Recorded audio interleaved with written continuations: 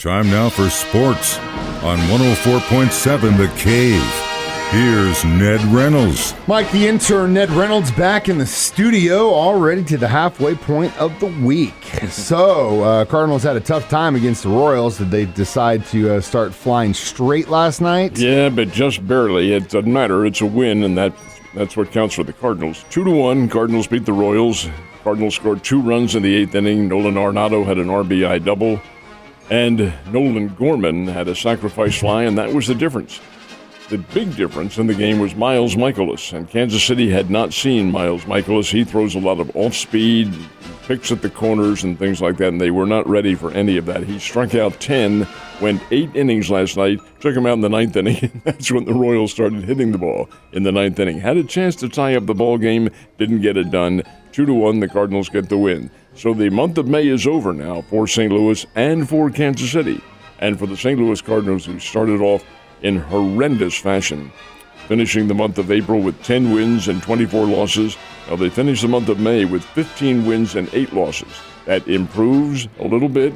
There's still 7 games under 500, and you need to get to that 500 mark before anything really good is going to happen. So we'll see what happens. Cardinals take today and tomorrow off, and then open up a series with the Pittsburgh Pirates in Pittsburgh.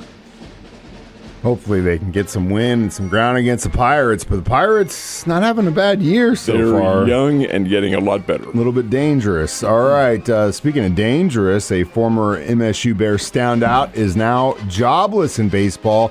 He's not having a great year either. He is not. It's Luke Voigt, about whom we're talking, and the Milwaukee Brewers, with whom he signed a $2 million contract, and he will get paid that $2 million, designated him for reassignment. In essence, that's the mild way of saying, hey, we're cutting you from the team.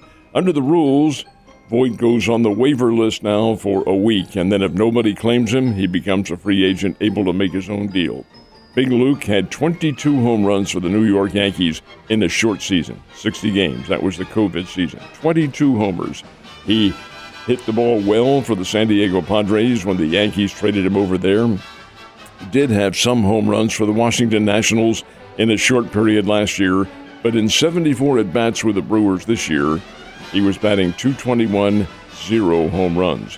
So the thinking is, Luke at age 32 has begun to lose his power. We better let him go and get some younger players in here. See what happens. I hope Luke gets back into Major League Baseball because he is big and strong and can hit the ball. And hopefully there's a room for him somewhere. I hope there is too. He'll find a job. I mean, hopefully. He's in a slump. We'll see what happens. All right, it's been a minute since we talked about tennis, my guy, but you know what?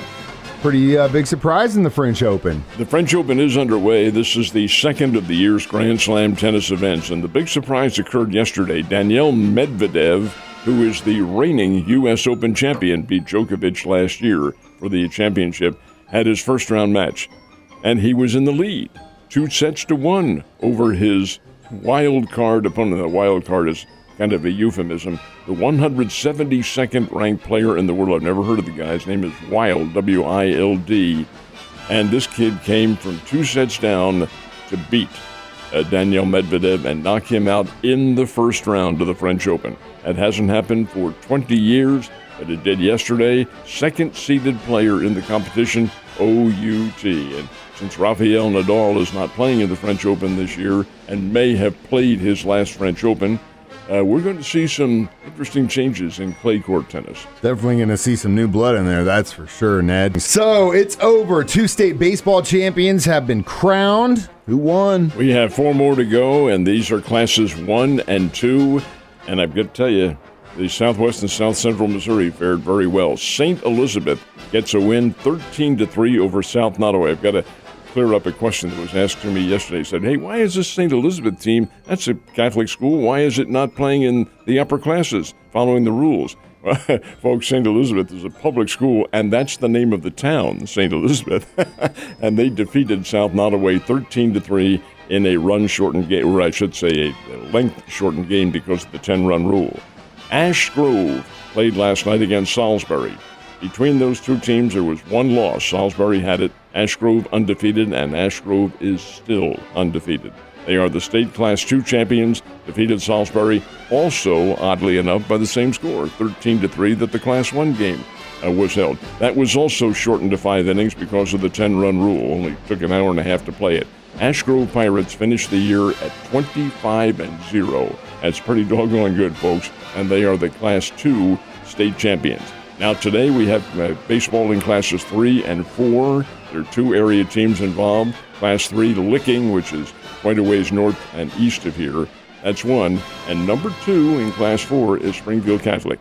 And they will play Excelsior Springs later on tonight. So some very good baseball and still more state champs to go as the weekend progresses. It's going to be a lot of fun. Hell yeah, it is. Exciting stuff for those kids, too. All right, so we talked a little bit about D-Hop possibly becoming a chief. Anything new on that front? Actually, I thought there would be, but there isn't, and that is because of the NFL. And what's the NFL have to do with that? They're making a deal. Well, the NFL closed their doors on Friday for the Memorial Day weekend, and Memorial Day in the NFL is 4 days. So the offices were closed yesterday as well. They reopened for business this morning. Something may happen, probably not, because there's a lot of negotiations that need to go on. But DeAndre Hopkins still out there as a free agent, and there'll probably be some news as to with whom he might be dealing.